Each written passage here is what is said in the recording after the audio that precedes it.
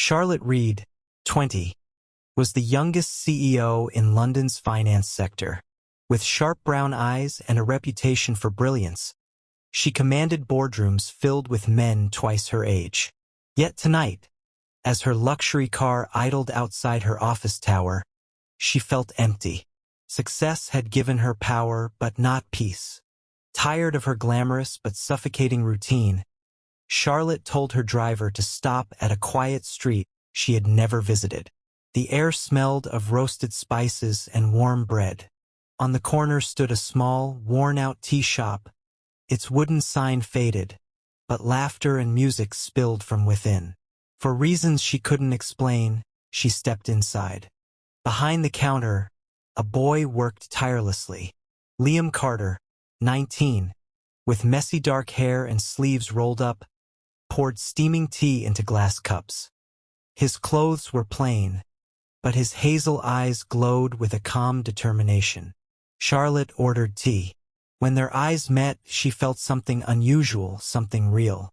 As Liam placed her tea on the table, he noticed her expensive jewelry and tailored dress.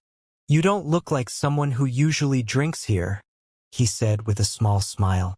Charlotte laughed for the first time that day. "Maybe that's why I came, to feel normal." The tea was simple, sweet, and comforting, so different from her glittering but hollow world. Curiosity led Charlotte to return the next evening, and the evening after that. Slowly, she and Liam began to talk. He told her about dropping out of school to run the tea shop after his father's death, supporting his younger siblings through endless hard work. Charlotte listened, moved.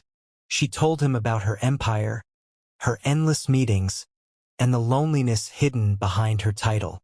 Nights turned into weeks. Charlotte began sneaking away from high society parties just to sit in that tiny shop. Liam would bring her tea, and they'd share stories under the warm glow of the shop's single lamp. One night, Liam asked, "Why do you come here when you have everything?" She whispered, "Because everything feels like nothing without someone who understands. But secrets don't last." A journalist spotted Charlotte leaving the tea shop with Liam and snapped a photo. The next morning, newspapers screamed, "Billionaire CEO seen with tea shop boy." Her boardroom was in uproar. Her father was furious. "Do you realize what this could do to our reputation?" he thundered. Charlotte tried to distance herself from Liam, overwhelmed by the storm of criticism. But the emptiness returned tenfold. At a lavish gala, she stood in a diamond gown, surrounded by applause and flashing cameras. Yet all she could think of was the boy who brewed tea with care, the boy who listened when no one else did. Unable to bear it, Charlotte returned to the tea shop one rainy night.